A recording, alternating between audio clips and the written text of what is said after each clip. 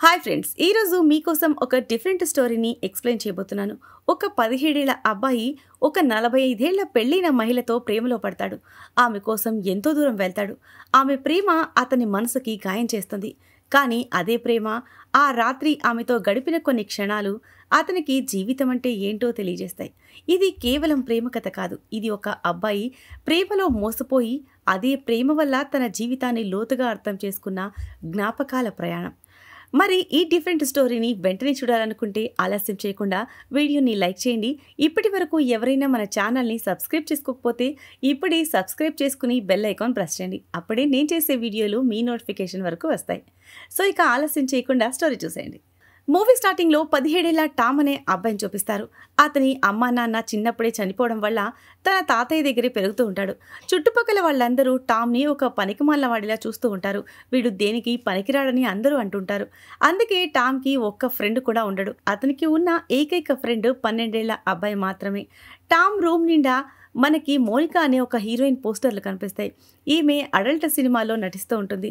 టామ్కి Monica అంటే పిచ్చి ఇష్టం. ఎప్పుడూ తన గురించి ఆలోచిస్తూ ఉంటాడు. తన కలల్లోనే బ్రతుకుతూ ఉంటాడు. ఎలాగైనా సరే ఒక్కసారైనా మోనికాని కలవాలన్నది అతని జీవితాశయం. కానీ అది ఎలా సాధ్యమో అతనికి తెలీదు. ఇదిలా ఉంటే అదే ఊర్లో ఒక అమ్మాయి ఉంటుంది. ఆ అమ్మాయికి టామ్ అంటే చాలా ఇష్టం. కానీ ఈ విషయం తను ఎప్పుడూ టామ్కి చెప్పలేదు. నిజానికి టామ్కి కూడా ఆ అమ్మాయి అంటే ఇష్టం. కానీ తన ఇష్టాన్ని బయటపెట్టేంత ధైర్యం అతనికి లేదు. తర్వాత ఒకరోజు టామ్ వాళ్ళ తాతయ్య దగ్గరికి వెళ్ళి, నేను ఏదైనా బిజినెస్ స్టార్ట్ చేద్దాం అనుకుంటున్నాను, దానికి కొంచెం డబ్బు కావాలని అడుగుతాడు.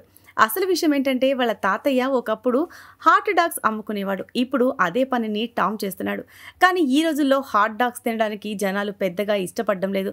దాంతో బిజినెస్ సరిగ్గా నడవట్లేదు. అందుకే టామ్, మన పాత ట్రక్ని అమ్మేద్దాం తాతయ్య, వచ్చిన డబ్బులతో ఏదైనా కొత్త బిజినెస్ మొదలు పెడదామని చెప్తాడు. కానీ వాళ్ళ తాతయ్య అందుకు ఒప్పుకోడు. ఒరేయ్, ఆ ఒక్క ట్రక్ వల్లే మన ఇల్లు గడుస్తుందిరా అని చెప్పి వద్దు అంటాడు. కానీ టామ్ తాతయ్య మాట వినకుండా ఆ ట్రక్ని అమ్మడానికి ఒక యాడ్ పెడతాడు. ఆ యాడ్ చూసి ఒక అతను టామ్కి కాల్ చేస్తాడు. నువ్వు చెప్పిన రేటుకే నేను ఈ ట్రక్ కొనడానికి రెడీగా ఉన్నాను. కానీ ఆ ట్రక్ డెలివరీ ఇవ్వడానికి నువ్వే మా ఇంటికి రావాలి. నేను నీ దగ్గరికి రాలేను అని చెప్తాడు. దానికి టామ్, మీ ఇల్లు ఇక్కడికి చాలా దూరం కదండి, కొంచెం ఆలోచించుకోవడానికి టైం కావాలి అంటాడు. అప్పుడే టామ్కి ఒక విషయం తెలుస్తుంది. తను ట్రక్ ఇవ్వడానికి వెళ్లాల్సిన ఊర్లోనే తన డ్రీమ్ గర్ల్ మోనికాకి ఒక షో ఉందని తెలుస్తుంది. ఇక టామ్ ఆనందానికి హద్దులుండవు. మోనికాని కలవడానికి ఇంతకన్నా మంచి ఛాన్స్ మళ్ళీ రాదు అని ఫిక్స్ అయిపోతాడు. వెంటనే తాతయ్యతో, నేను ట్రక్ డెలివరీ ఇవ్వడానికి వెళ్తున్నానని చెప్పి ఆ ట్రక్ వేసుకుని బయలుదేరతాడు. సీన్ కట్ చేస్తే మోనికా షో జరుగుతున్న క్లబ్కి టామ్ చేరుకుంటాడు. లోపలికి వెళ్ళగానే అక్కడ వాతావరణం చాలా వింతగా అనిపిస్తుంది. అక్కడ చాలా మంది అమ్మాయిలు ఉంటారు. వాళ్ళలో ఒక అమ్మాయి టామ్ దగ్గరికి వచ్చి అతనితో ఫ్లర్ట్ చేయడం స్టార్ట్ చేస్తుంది. డబ్బులు ఇస్తే ఏదైనా చేయడానికి తను రెడీగా ఉన్నట్టు మాట్లాడుతుంది. కానీ టామ్ వద్దు, నేను ఇక్కడికి మోనికా షో చూడడానికి వచ్చాను, తన పర్ఫార్మెన్స్ ఎప్పుడు మొదలవుతుందని అడుగుతాడు. దానికి ఆ అమ్మాయి త్వరలోనే ఆమె స్టేజ్ మీదకి వస్తుందని చెప్పి అక్కడి నుంచి వెళ్ళిపోతుంది. కొంచెం సేపటి తర్వాత మోనికా స్టేజ్ మీదకి వస్తుంది. కానీ ఇప్పుడు మోనికా వయసు 47 ఏళ్ళు. ఆమె ఒకప్పటిలాగా అందంగా లేదు. టామ్ వీడియోలో చూసినప్పుడు తను చాలా యంగ్గా ఉండేది. కానీ టామ్కి మాత్రం మోనికా ఇప్పటికీ చాలా అందంగా కనిపిస్తుంది. అతను తన పర్ఫార్మెన్స్ని బాగా ఎంజాయ్ చేస్తూ ఉంటాడు. కానీ అక్కడ ఉన్న మిగతా వాళ్ళకి మాత్రం మోనికా పర్ఫార్మెన్స్ నచ్చదు. వాళ్ళు ఆమెపై కామెంట్స్ చేస్తూ ఉంటారు. ఆ మాటలు విన్న టామ్కి కోపం నశాలని కంటుతుంది. వెంటనే వాళ్ళ దగ్గరికి వెళ్ళి, నోరు మూసుకొని కూర్చోండి అని గట్టిగా అరుస్తాడు. దాంతో వాళ్ళకి టామ్కి మధ్య పెద్ద గొడవ జరుగుతుంది. వాళ్ళందరూ కలిసి టామ్ని చితక్కొడతారు. ఇంతలో అక్కడికి వచ్చిన సెక్యూరిటీ గార్డ్స్ టామ్ని రక్షిస్తారు. కానీ గొడవ పెద్దదవడంతో పోలీసులు కూడా వచ్చేస్తారు. ఇక క్లబ్ ఓనరు మోనికా దగ్గరికి వెళ్ళి, ఇదంతా నీ వల్లే జరిగింది, ఆ 17 ఏళ్ల పిల్లాడు నీకోసం గొడవ పడ్డాడు, వాడి వల్ల మన షో మొత్తం నాశనమైపోయింది అని అంటాడు. దాంతో మోనికా టామ్ని కలవడానికి వెళ్తుంది. అప్పటికే టామ్ ముఖం మీద గాయాలతో పోలీసుల ముందు నిలబడి ఉంటాడు. మోనికా అతని దగ్గరికి వెళ్ళి, బాబు బాగానే ఉన్నావా అని అడుగుతుంది. దానికి అతను పర్లేదు అన్నట్టు తలుపుతాడు. టామ్ వేరే ఊరు నుంచి చాలా దూరం ప్రయాణం చేసి వచ్చాడని మోనికాకు తెలుస్తుంది. అందుకే ఆమె టామ్ని తన ఇంటికి తీసుకువెళ్తుంది. అక్కడ మాట్లాడుతూ ఉన్నప్పుడు ఆమె టామ్ ఒక అనాథని, తన తాతయ్యతో ఉంటున్నాడని తెలుసుకుంటుంది. అందుకే ఆమె, నువ్వు ఈ క్లబ్కి ఎందుకు వచ్చావని అడుగుతుంది. టాము, నేను నిన్ను ఇష్టపడుతున్నాను, నేను నిన్ను చూడ్డానికే వచ్చాను అని చెప్తాడు. టామ్కి మోనికా జీవితం గొప్పదిగా సుఖంగా ఉంది అనిపిస్తుంది. కానీ నిజానికి మోనికా దగ్గర తన కూతురికి మంచి జీవితం ఇవ్వగలిగేంత డబ్బు కూడా లేదు. పాత రోజుల్లో లాగా ఇప్పుడు ఆమెకి అంత మంచి పని కూడా లేదు. అందుకే ఆమె క్లబ్‌లో చిన్న చిన్నపాటి పనులు చేస్తూ జీవనం కొనసాగిస్తోంది. మోనిక జీవిత లక్ష్యం ఎలాగైనా డబ్బు సంపాదించి తన కూతురు కస్టడీ తిరిగి పొందడం, ఆమెతో కలిసి కొత్త జీవితం మొదలుపెట్టడం, మంచి చదువు చెప్పించి విజయవంతమైన వ్యక్తిగా తీర్చిదిద్దడం. కానీ ఎక్కడికి వెళ్ళినా, ఉద్యోగం అడిగినా అందరూ ఆమెని తప్పుగా చూస్తున్నారు. ఈ కారణం చేత ఆమెకి క్లబ్‌లో పనిచేయడం తప్పించి వేరే మార్గం లేదు. ఆమెకి కన్న కూతురుతో మాట్లాడే అవకాశం కూడా లేదు. ఆమె కళ్ళల్లో నీళ్లు తిరుగుతుంటాయి. అది చూసిన టామ్ ఆమె దగ్గరకొచ్చి ఓదార్చడానికి ప్రయత్నిస్తాడు. ఆ తర్వాత ఇద్దరూ ఇంటికి తిరిగొస్తారు. అప్పటికి మోనిక కూడా అర్థమైపోతుంది టామ్ చాలా మంచి అబ్బాయని, అతను నిజంగా తనని గౌరవిస్తున్నాడని. అలా వాళ్ళిద్దరి మధ్య ఒక మంచి స్నేహం మొదలవుతుంది. మరుసటి రోజు టాము మోనికాని ఒక చాలా అందమైన ప్రదేశానికి తీసుకెళ్తాడు. అక్కడ ఆ రాత్రి వాళ్ళిద్దరూ చలిమంట వేసుకుని కూర్చుంటారు. మోనిక టామ్ని నీకు గర్ల్ ఫ్రెండ్ ఎవరైనా ఉన్నారా అని అడుగుతుంది. దానికి అతను లేదు, ఇప్పటి వరకు నాకు ఏ గర్ల్ ఫ్రెండ్ లేదు అని చెప్తాడు. అలా మాటల మధ్యలో వాళ్ళిద్దరూ ఒకరికొకరు చాలా దగ్గరవుతారు. టామ్కి అదొక అందమైన కలలాగా అనిపిస్తుంది. అయితే మోనిక మనసులో మాత్రం అతనిపై ఎలాంటి ఫీలింగ్స్ ఉండవు.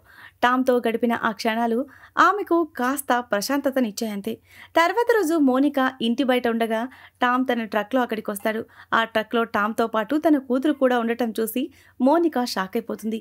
వెంటనే కూతురు దగ్గరికి వెళ్ళి నువ్వు టామ్తో ఏం చేస్తున్నావు అని అడుగుతుంది. దానికి ఆ పాప టామ్ నా ఫ్రెండ్ అని చెప్తుంది. అసలు విషయం ఏంటంటే తల్లి కూతుల్ని కలపడం కోసమే టాము ఆమె కూతురితో స్నేహం చేస్తుంటాడు. కానీ ఈ విషయం మోనికాకి అస్సలు నచ్చదు. ఆమె టామ్పై కోప్పడుతుంది. ఈ విషయం మా ఎక్స్ హస్బెండ్కి తెలిస్తే అస్సలు బాగోదు అని అంటుంది. దానికి టామ్ నేను నీకు సహాయం చేద్దామని అనుకున్నాను, అంతే తప్ప వేరే ఉద్దేశం లేదని చెప్తాడు. అప్పుడు మోనిక నువ్వేం నా బాయ్ ఫ్రెండ్వి కాదు, నా జీవితాన్ని వేరొకరి మీద ఆధారపడి బ్రతకాలని నేను అనుకోవట్లేదు. రాత్రి మన మధ్య జరిగింది కేవలం ఒక మూమెంట్ మాత్రమే అని కఠినంగా చెప్పేస్తుంది. మోనిక టామ్తో రాత్రి మన మధ్య జరిగిన ఆ క్షణాన్ని నువ్వు పూర్తిగా మర్చిపో, వెంటనే ఇక్కడి నుండి వెళ్ళిపో అని అంటుంది.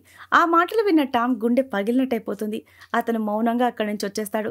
సీన్ కట్ చేస్తే టామ్ తన ట్రక్తో పాటు దాన్ని కొనాలనుకున్న వ్యక్తి దగ్గరికి వెళ్తాడు. ఈసారి ఆ వ్యక్తి దగ్గర క్యాష్ రెడీగా ఉంటుంది. అతను టామ్ని ఇన్ని రోజులు ఎందుకు రాలేదు అని అడుగుతాడు. దానికి టాము ఒకచోట ఇరుక్కుపోయాను, నిజానికి నేను ఒక ఆవిడని ప్రేమిస్తున్నాను, కానీ ఆమె నన్ను ప్రేమించడం లేదు, నేను ఆమెకి సహాయం చేద్దామనుకుంటున్నాను అని తన బాధని పంచుకుంటాడు. ఆ వ్యక్తి దగ్గర డబ్బులు తీసుకుని టామ్ అక్కడి నుండి బయలుదేరతాడు. మరోవైపు మోనికాను చూపిస్తారు. తను ఒక సినిమా షూటింగ్ కోసం సిద్ధమవుతూ ఉంటుంది. అది ఒక అడల్ట్ ఫిలిం. నిజానికి మోనికాకు ఇప్పుడు ఇలాంటి పనులు చేయడం ఇష్టం లేదు. కానీ తన కూతురు కస్టడీ కావాలంటే ఆమెకు డబ్బులు అవసరం. డబ్బుంటేనే కోర్టు తన కూతుర్ని ఆమెకు అప్పగిస్తుంది. ఈలోగా టామ్కి కూడా ఈ షూటింగ్ జరుగుతున్న ప్రదేశం గురించి తెలుస్తుంది. అతను డబ్బులిచ్చి లోపలికి వస్తాడు. నేరుగా మోనిక దగ్గరికి వెళ్ళి ఒక పేపర్ ఇస్తాడు. మోనిక షాక్ అయ్యి అతన్ని చూస్తుంది. ఆ పేపర్పై నేను పోలీసులకు సమాచారం ఇచ్చాను, నువ్వు ఇక్కడ నుండి ఎలాగైనా బయటపడని రాసుంటాడు. నిజానికి అది ఒక ఇన్లీగల్ షూట్. మోనిక వెంటనే సిగరెట్ తాగే సాకుతో అక్కడి నుండి బయటికి వెళ్ళిపోతుంది. వెంటనే పోలీసులు వచ్చి ఆ స్థలంపై రైడ్ చేస్తారు. దీంతో అక్కడ సినిమా షూట్ చేస్తున్న వాళ్ళందరూ పారిపోతారు. పోలీసులు టామ్ని పట్టుకుంటారు. కానీ అతని వయసు కేవలం 17 ఏళ్లు మాత్రమే కావడంతో అతన్ని అరెస్ట్ చేయరు. పోలీసులు టామ్ని ఈ నగరంలో నీకెవరైనా తెలిసిన వాళ్ళు ఉన్నారా అని అడుగుతారు. దానికి అతను అవును, మోనిక అనే నా ఫ్రెండ్ ఒకరున్నారని చెప్తాడు. దాంతో పోలీసులు అతన్ని మోనికాకి అప్పగించి అక్కడి నుంచి వెళ్ళిపోతారు. మోనిక అతన్ని ఇంట్లోకి తీసుకువెళ్తుంది. అప్పుడు టామ్ తన దగ్గర ఉన్న డబ్బులన్నింటినీ మోనికాకి ఇస్తాడు. కానీ మోనిక నాకు డబ్బు అవసరమే, కానీ నీ డబ్బులు నేను తీసుకోలేను అని అంటుంది. దానికి టామ్ ఇవి చాలా డబ్బులు, నేను నువ్వు నీ కూతురు ముగ్గురం ఇక్కడ నుండి ఎక్కడికైనా దూరంగా వెళ్ళిపోదాం, ఈ డబ్బుతో ఏదైనా బిజినెస్ చేసుకుని ఒక మంచి జీవితాన్ని బ్రతుకుతామంటాడు. దానికి మోనిక నేను నీకు సరిపోను టామ్, నీకు ఇవ్వడానికి నా దగ్గర ఏమీ లేదు, మన ఇద్దరి జీవితాలు పూర్తిగా వేరు, నువ్వు నాకంటే చాలా చిన్నవాడివి, నీ జీవితంలో నువ్వు ఇంకా చూడాల్సింది సాధించాల్సింది చాలా ఉంది, నేను నా జీవితాన్ని బ్రతికేశాను, ఇక నువ్వు నీ జీవితాన్ని బ్రతకాలి, నీకు కావాల్సింది నాలాంటి ఒక ఆడది కాదు, నీ వయసుకు సరిపోయే ఒక మంచి అమ్మాయిని చూసుకొని నచ్చజెప్తుంది. ఆ మాటలు వినగానే టామ్కి చాలా కోపం వస్తుంది. కానీ వెంటనే మోనిక చెప్పిన దాంట్లో నిజం ఉందని గ్రహిస్తాడు. ఇక నువ్వు వెళ్ళాలి అని మోనిక అంటుంది. కానీ వెళ్లే ముందు థ్యాంక్స్ టామ్, అందరూ నన్ను ఆకలితో చూస్తున్న ఈ ప్రపంచంలో నేను కూడా ఒక మనిషిని అనే ఒక భావన నాకు గుర్తు చేశావని చెప్తుంది. ఆ తర్వాత టామ్ అక్కడి నుంచి బయటకు వచ్చేస్తాడు. అతను వెళ్ళిపోయిన తర్వాత మోనిక టామ్ ఆ డబ్బుల బ్యాగ్ అక్కడే వదిలేసి వెళ్ళిపోయాడని చూస్తుంది. ఎందుకంటే అతను నిజంగా మోనిక జీవితం బాగుండాలని, తను తన కూతురుతో సంతోషంగా ఉండాలని మనస్ఫూర్తిగా కోరుకున్నాడు. ఆ తర్వాత టామ్ నేరుగా ఇంటికి వెళ్ళిపోతాడు. కొన్ని రోజుల పాటు వేరే వేరే నగరాల్లో తిరుగుతూ ఉంటాడు. కొన్నాళ్ళకి తన ఇంటికి తిరిగి వెళ్తాడు. అక్కడ అతని తాతయ్య టామ్ని చూసి చాలా సంతోషిస్తాడు. సీన్ కట్ చేస్తే టాము తనని ఇష్టపడిన అమ్మాయిని కలవడానికి వెళ్తాడు. ఆ అమ్మాయి టామ్కి ప్రపోజ్ చేస్తుంది. టామ్ కూడా ఆమె ప్రపోజల్ని యాక్సెప్ట్ చేస్తాడు. అలా వాళ్ళిద్దరూ ఒక రిలేషన్షిప్లోకి వస్తారు. టామ్ ఇప్పుడు వాస్తవాన్ని, ప్రాక్టికల్ జీవితాన్ని అంగీకరించాడు. మోనికా ప్రపంచం తన ప్రపంచం వేరని అతనికి అర్థమైంది. కానీ మోనికాని కలవడం వల్ల జీవితంలో ఎన్నో విషయాలు నేర్చుకున్నాడు. మనం సినిమాల్లో తెర మీద చూసేవి నిజాలు కావని, వాళ్ళు కూడా మనలాంటి సాధారణ మనుషులే అని, వాళ్ళ జీవితాల్లో కూడా బాధలు, కష్టాలు ఉంటాయని తెలుసుకున్నాడు. ఈ సీన్తోనే ఈ మూవీ ఎండ్ అవుతుంది. సో ఇది ఫ్రెండ్స్ ఇవాల్టి స్టోరీ. ఈ స్టోరీ కనుక మీకు నచ్చినట్లయితే మరికొన్ని ఇంట్రెస్టింగ్ స్టోరీస్ కోసం ఛానల్ని సబ్స్క్రైబ్ చేయండి. Thanks for watching.